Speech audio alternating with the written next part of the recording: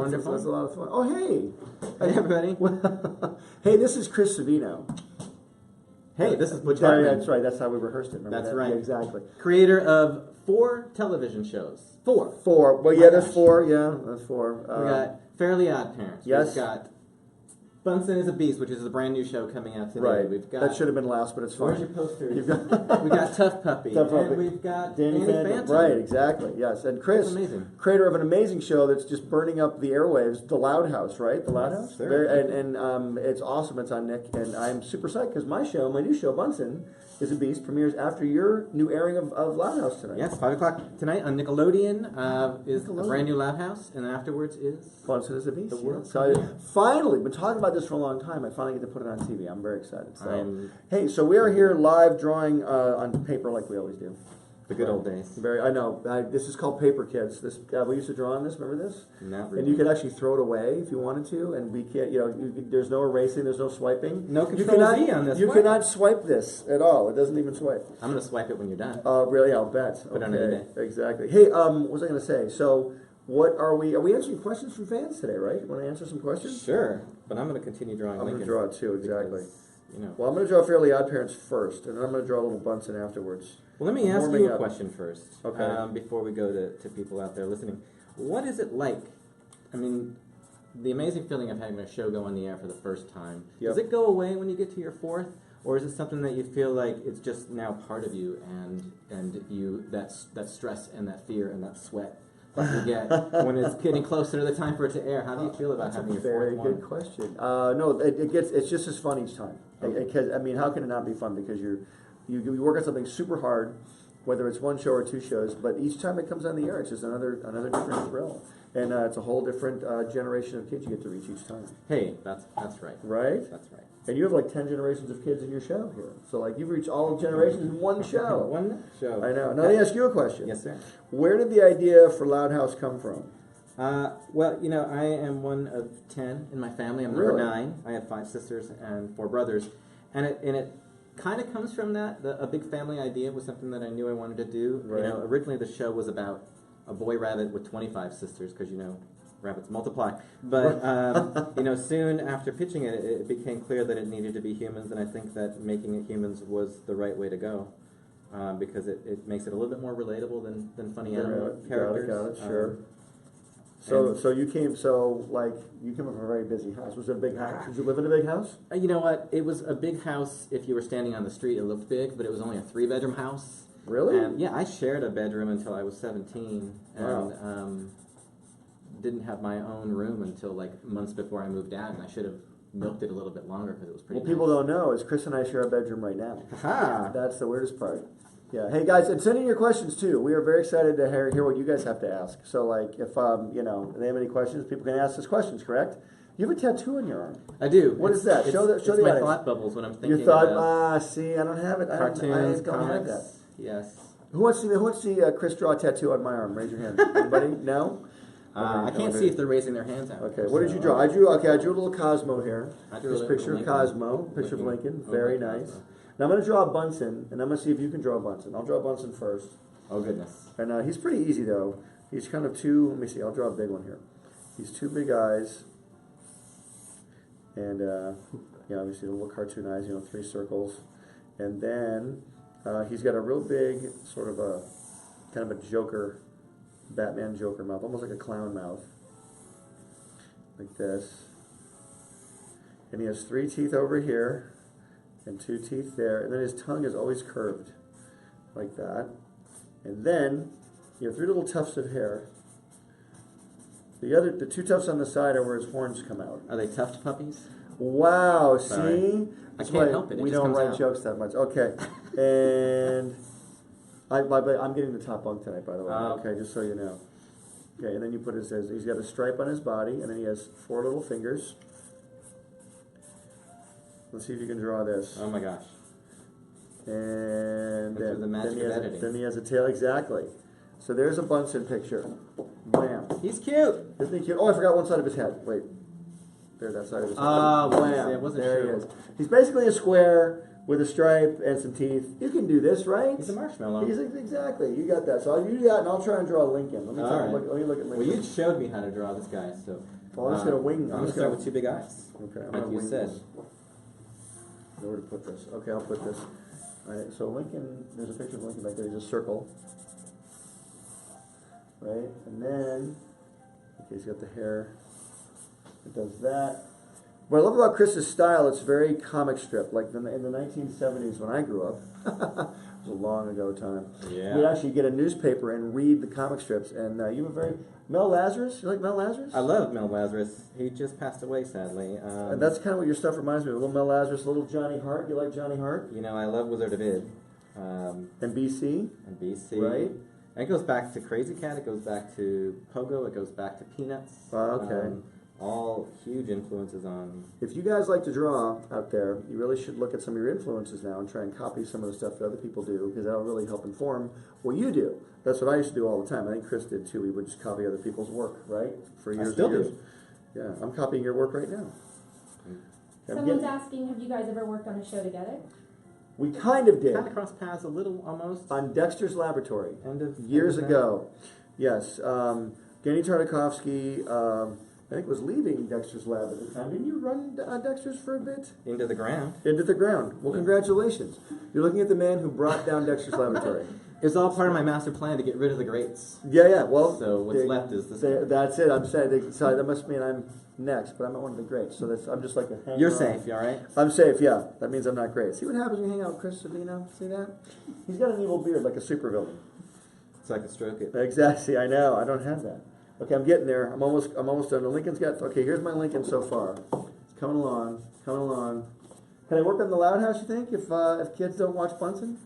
Yes. I can. Yes. You heard it here. Because we need to make more episodes to fill that space. And we have to get clean sheets for the bunk beds too. Right? Oh my gosh. I know. Is that okay? Overshare. Too much information. I don't know if I did it. So Lincoln. Okay, Lincoln's kind of in the mid-range. How old is Lincoln? Like 11? He's 11. Hey, that's pretty cute. Boom. Okay, wait 1 second. I'm almost done. Okay, there we go. We've We've shared each other's cartoon characters. Well, you can almost work on Bunsen. Yeah. I don't think I'm funny enough. I'm going to sign mine because you know what? We might just give these away later. I might just sign this. But Walt Disney. There we go. Frozen in time. Wham. See there? All right, so now I'm going to draw. What else can we draw? Hey, what do you guys want to see us draw? Give us some suggestions out there. Is anybody suggesting anything? We've had a request for the McBrides and Danny Phantom. Oh, all right. Danny Phantom. Hey, by the way, I have a this. brand new Danny Phantom short cartoon that just came out today. It's Danny Phantom meets Fairly OddParents, meets Tough Puppy, meets Bunsen Is a Beast. 3-minute short cartoon. It just came out today. It's on YouTube. Check it out. It's in honor of Nickelodeon's 25th anniversary, so check that out. Hey, you were part of that. Too. It's on Facebook too, so check it out on Facebook. Scroll up on Facebook. Scroll down. Just do something on Facebook and you'll find it. I promise. Scroll. Do something. I'll draw a really cool Danny Phantom. I'm going to watch this. You're going to watch this? Yes, because. Okay. You've never seen this before? Butch, where did you get the idea for Danny Phantom? I got the idea for Danny Phantom. I wanted to do a boys action show with a really cool name. That's really where it started. And I used to love the show Johnny Quest, and Johnny Quest, I thought that was a really cool name for a show. So I thought if I could come up with a really cool name for a show, that'd be half the battle, and it would also inform what the show would be about. Like if I did a show called, Johnny Lightning, he'd probably be a guy with electric powers or something. But I came up with a show named Danny Phantom. I thought the word Phantom was cool, and that's kind of where it led. And he could hunt ghosts and all that sort of stuff. So, and then it was just a matter of developing it and selling it and pitching it, and once I came up with the idea, though, it took 3 years to get it on the air. It's a long process. It's funny, we're talking about these characters, and you talk about Danny Phantom, you talked about Johnny Quest, and we're talking about Lincoln Loud. What's the one thing they all have in common? They all have light-colored hair. White hair. That's His one is of kind our of next bluish. questions. Why does Lincoln have white hair? Because he's really Danny Phantom, I think. He's Johnny Quest. He's Johnny Quest. Johnny Quest had blonde hair, actually. You know what the scariest Johnny Quest was for me, Jared? Do you remember Johnny Quest? Barely. On the cusp. Okay. You're very young. You're like way younger than me. You've got to feed me later too. Okay, yes. Okay, I will blend your food. Don't worry. Thank you. There's the feeding, all that stuff. Are your shows traditionally animated frame by frame by hand, or do you use a program to animate? Me or Both of you. both of you. Go ahead, you answer that. Oh, thanks. We use software called Harmony. I felt like with 11 characters, it would be torturous for an animator to actually have to draw 11 characters on paper every single day. They probably wouldn't want to do it. But it also keeps a sense of uniformity in the design and the models to be done in Harmony. Hey, it's Danny Phantom. Danny Phantom, picture that. So yeah, so Harmony, right? Can you sign that? I will sign this. We ended up, Danny Phantom was animated by hand, and so is Fairly OddParents and T.U.F.F. Puppy, all traditional animation. But Bunsen is our first show we've ever done in Flash. It's a Flash animated show. It looks like you take good use of the software, use it to your advantage. We really, I find this, it does limit the writing a little bit, because we can't do as many things as we'd like to do because of the time constraints. We can't really, like, in Fairly OddParents, if I wanted Timmy to change costumes 80 times, no problem. Can't do that with Flash because it takes a long time to build each model. I'm going to do another Danny Phantom, because I didn't like that Danny Phantom. Oh, I'm going to do another one. I'll take that one. You want to take that one? Get my eBay going. Okay, there you go. I'll just do another one really quick. And Chris, we still have a request for Howard and Harold McBride. Oh my gosh. Chris, your fans are waiting. I know, I haven't drawn these guys in forever, so I may screw it up. Now, who are these guys? Clyde McBride has two dads as parents. They are helicopter parents, and they... I should know this because I'm a huge fan of the Loud House. I should already be able to quote this, right? You don't have to know it all. What's been the most rewarding part of making cartoons for both of you? Oh boy, that's a great question. I think, when you're a kid and it's something that you love to do and you know that you want to do it for a living, and then you get to do it for a living, you look back on it and you can't believe that it's actually true. But it is true, and I think it's one of those situations where if you know you love it, it won't be a job, it won't be work. I always tell people I get paid to have fun. I know. I really haven't worked in years because I have fun at my job every day. I'm amazed at what I get to do. But just because we love what we do doesn't mean it's not hard work. We have to get here and we have to practice every day. And selling a show is not an easy thing to do. It does take a lot of faith in yourself and in your idea and in the people you're working with. And it takes a lot of... You're going to get rejected a lot before you get accepted in your work a lot too. So just kind of stick with your idea. If you like it, keep going with it. Oh, for sure. How old were you when you sold your first show? I was, how old was I? 97? Not 97, it was 1997. I wasn't 97. No, I was 32 when I sold Fairly OddParents as a short cartoon. And then I sold it. It became a series in 2001. So I was about 35 years old. Yeah, it took a while. It does take a while, right? I started in animation at 19. And this is the first show that I've sold at. And you're what, 21? You're 21? Yeah. So see, double that. I sold it. I think I was 41, and it is proof that you have to persevere and don't let no get you down, because it's one step closer to a yes. And another Danny. Another Danny Phantom. Which, how is Bunsen different from your other shows? Bunsen is different because number one, it's animated in Flash, and a lot of the work is actually done in Canada by a studio called George Elliott Animation. They do it out of house. We do all of our pre-production here. We do all of our writing, all of our character designing, all of our thought processes down here. And there's a lot of thought in Canada as well, but they do all the animation there. My other shows used to be animated in Korea, so that's different.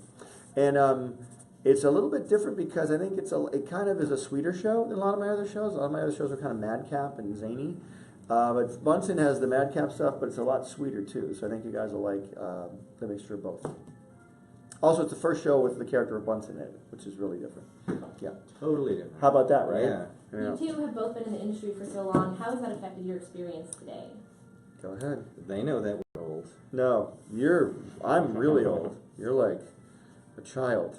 There are some kids who get shows right out of school, and I think that's great. But I think, when Loud House was picked up to series, and for a moment I was like, yay, it's about time, and then I realized, no, it's the right time. And I think every single experience, the good and the bad, leading up to the show being picked up, lent itself to the ability to make the show. Like, I don't feel like I could have really done the same justice on the Loud House that we're doing now 5 years ago or 10 years ago. It's just all those experiences add up to make now the right time to make it. Right. That's actually good because I mean, again, you might not Cartoons. you might get what you want, but make sure you're ready for it because it's a lot of work. It really is. It's a lot of fun, but it becomes a job like anything else because you have to get your stuff done on a certain time frame. You have to get really work with a lot of people that you have to explain. Mostly, it's explaining to people what you're thinking, getting your vision out there. That's right. Explaining what you're thinking about. And sometimes it's good to have that experience to be able to say it and speak to a storyboard artist. Say, for example, if you've done storyboards, you know what you're asking for from these people, and that you've been in the trenches, as it were, with that you're asking them to do. You know you could do it yourself. But it also helps when you hire people that can do what you do, but better. I think that there are people on the Loud House for sure that would draw circles literally around me, and but I think it's also hiring the right people to do it. Thankfully, you get to hire those people now, though, which is the fun part. Just don't tell anybody that I think they're better than me. Little tough puppy for you there. Yeah. How did you two get interested in making cartoons? I started watching cartoons years ago back on a thing called television before we had cell phones. Hey, what? Yeah, I know, right? But there were only 3 channels on TV when I was younger, and on Saturday morning, that's when you got to see cartoons. That was the only time. That's right. And you had to sit in front of your TV on Saturday morning for like 4 hours from 8 to noon, and you eat your sugary cereal in your pajamas, and then you watch all your cartoons. So I really got involved with cartoons when I was younger, and on Saturday mornings, and then started. I would practice. I would watch Fred Flintstone, and I'd have to draw him as fast as I could because you couldn't freeze the TV. You couldn't freeze the TV back. That technology. Exactly. So yeah. So I would basically just have to draw as quick as possible. I used to love Bugs Bunny too. What about you? What were your favorite cartoon characters? I watched cartoons the same way you did. Sometimes after school, we had the same 3 channels, I believe. But oddly, I didn't know I wanted to work in animation until maybe my senior year of high school. I didn't even realize it was like a job people did. I did want to do comic strips, and that's, I think, where a lot of my influences from comic strips come from. Is that's what I wanted to do. But it wasn't until high school that I realized it was something that you could do, and that there were actual schools that taught you how to become an animator. And I switched from comic strips into animation, and all these years I always felt like I turned my back on comic strips because that was the thing I wanted to do. Right. And that's why the Loud House kind of has that feel to it. It was almost like my love letter to comic strips. If that's not something that I was ever going to be able to do. And I always wanted to be a dog with no pants, which is why I drew this dog with no pants. Yay. So see what I'm saying? If dreams can come true. I'll take that one. Is it true you're both from Michigan? That is true. Where are you from, Michigan? Royal Oak. Royal Oak. I have family in Royal Oak. Yes. Okay. I'm right here. I'm from the Detroit area, but I was born in Detroit. But I moved to Port Huron. Whoa. 21 Mile Road. You know where 21 Mile Road is? I do. Okay. You do? Nobody ever knows where that is. I Wow, understand the that's Mile Road system in Michigan. Right. Well, I was born. I lived on 12 Mile Road, where Roseville is. Yeah. And then we moved up to 21 Mile Road, up by Selfridge Air Base. So I grew up near an air base by the water. Yeah. So. Do you guys ever cast the same voice actors over and over? Did you have Grey DeLisle on your show? Of course. Of course, Grey's on it. I'm drawing Lola right now. And Grey does that voice? Yep. She voices Lola, Lana, and Lily. Oh, wow. And I've had Grey on my show, on Danny Phantom, Fairly OddParents, and Tough Puppy as big lead parts. And I've had Tara Strong on. Do you have Tara on your show? Do not. You don't. I should draw Timmy Turner. I'll draw a little Timmy Turner here for you. You should draw Timmy Turner. Yep. Yeah, it's just there's no doubting when somebody is that good that you're going to bring them back. I know, it's true. And it's not just the voice; it's the character that they bring to it as well. See, if you guys can do voices out there, that's an even harder job to get into because doing voices, you might be funny in your own family, but go hang out with some other people that do voice actor stuff and see how good you are. Maybe you're great, but you really will learn a lot by hanging. I always say this about anything. If you're going to do something, hang out with other people that do it, for sure. Because you're going to really learn from them, and you'll pick up a lot of pointers from them, too. Do you base characters on people you know? Chris? Your entire show. Comment. Your entire show. There's nothing better than pulling from your own life experience for a character. It's hard creating characters out of the thin blue air. It's I had this friend who acted like this in school, so then you think about your character like, I'm going to make that character act like that, and it becomes more authentic that way, I think, when you sense a character's personality is like somebody that you might know. Mm-hmm. Even for funny animal cartoons, you do the same thing. Well, it's funny because like with Tough Puppy, for example, I had this really cool dog that I loved, and we couldn't find a voice for him. And we had he was supposed to be an energetic, funny personality sort of dog. I'll put him like this. And we just really couldn't find his personality. Then we got Jerry Trainer to come in and do the voice. And we really just started basing Dudley a lot more on Jerry Trainer because he was so funny. And he would bring such a new vibe to every recording that we're like, oh, we could have him say this and this and this. It really lit us up for what the character could be. So if you can do a great voice and have a lot of personality, that character will really come alive for you as well. So, and you actually give the writers ideas, they want to use you more. So that's the fun part. It's not just about doing funny voices, it's acting That's as right. well. I think a good case is the actors that we hired to play Lincoln's parents. We weren't supposed to see their faces at all. But when we hired Brian Stepanek and Jill Talley to play those voices, every line they said was so funny, and the writers would be in the recordings and be like, I want to write more dialogue for them, and they just became more and more part of the show. Like, we couldn't hide their faces anymore. We had to make them part of the world, and it was all because of those actors. The guy who plays Bunsen, Jeremy Rowley, he was like the 50th guy we auditioned for Bunsen, and he was it was really hard to find the Bunsen character because everybody came in doing little voices like this. Oh, hi, I'm a little tiny Bunsen. I'm a beast. And you're like, all right, that's good. And they were good. No, mad respect for them. But then Jeremy came in and just was kind of moving his arms, and he did this crazy voice that everyone just loved. And he was super adorable. And I never heard a voice like that before, so we were like, that's the guy, that's him. And he just stood out. And plus he was really funny too. Funny always wins. Was it what you expected, or did he bring something new that you were like, oh, I didn't even realize that's who the character Didn't even realize who Right. it was. And Right. then, but now that I know who he is, he's so easy to write for. Especially because Bunsen is very sweet all the time. But then when he gets mad, sometimes it's really cute. He'll Did you audition? I did not audition. Oh. No. Butch, what was the inspiration for Bunsen? Very good question. I drew in fact, I can kind of recreate the drawing here.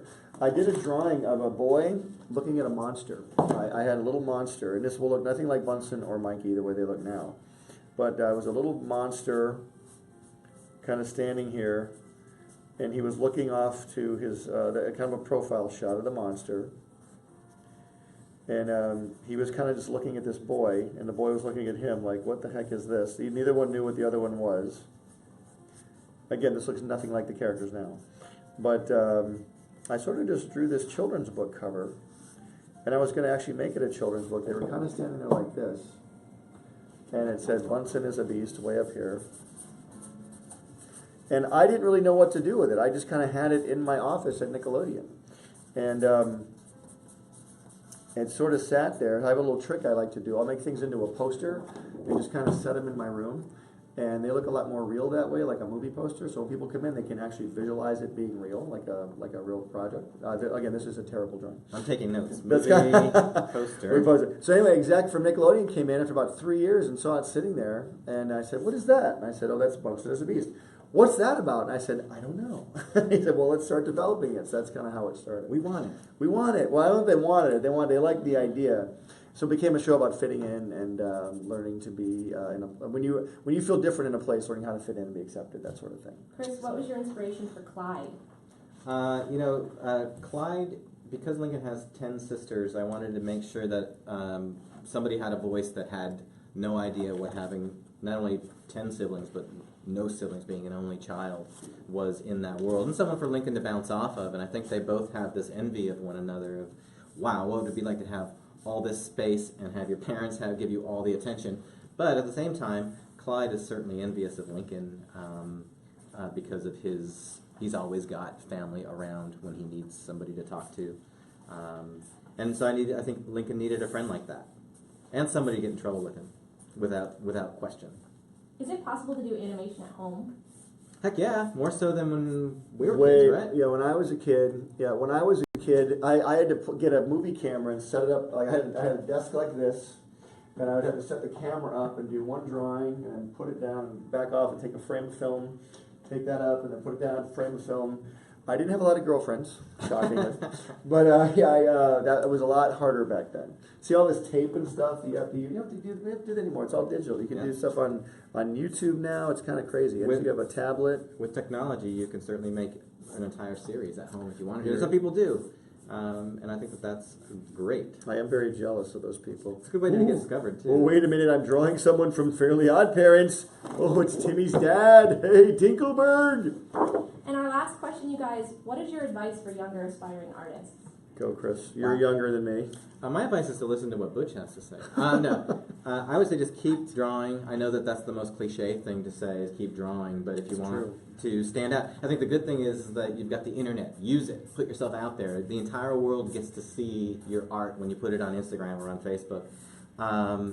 But the only other problem is that everybody else is doing the same thing too, so you've got just as much competition. So you need to make sure that what you're doing stands out, has a voice, has a style. And don't worry about having a style like right out of the gate. Your style will come eventually. Like you said earlier, we copied comics growing up. We did. And now it just kind of filters through, and it comes through a little bit. Yeah, that's perfect. My advice would be don't ever give up, because no one's going to do it but you. So you can sit around in your house and you can want to do it, and you can hope to do it, pretend to do it, and think you're going to do it, but you're never going to do it unless you actually do it. You have to sit and start showing your stuff to people. And don't let fear get the best of you, because when Chris and I put a drawing up on the wall, you can instantly start judging it. Oh, wow. People can start looking at it and commenting on it. And if you're afraid of those comments, if you're afraid not everyone's going to love what you do, but you can't let that get you down, because if we had had fear and never pitched our shows, we wouldn't be anywhere right now. We wouldn't be able to give awesome advice, right? Right. And without fear, what's left? Confidence. Confident. Wow, that's, see how that, look at that, see? It works. Like I was afraid to come up here and draw with Chris. Also, guys, don't forget to watch the crossover episode on YouTube. The Fairly OddParents meets Danny Phantom meets Tough Puppy meets Bunsen Is a Beast crossover. That's a lot of meeting. That is a lot of meeting. And that's a lot of meeting. And don't forget to watch the brand new Loud House tonight at 5 o'clock. Thank you. Yes, and the world premiere. The world premiere. Of Bunsen Is a Beast. Thank you very much. At 5:30, right? That's right. That's right. Not Bunsen Is a Beach. There's no beach. Although that's a good episode name. I know. I'm trying to think of a beach episode. I know. Exactly. Are we signing off? All right, guys. Thank you so much. Here, let's show our drawings. Our last few drawings. Here we go. Here's all the stuff we're doing. Look at all these too many drawings. There we go. Bye, everybody. Thank you. Sorry, you got Sharpie on your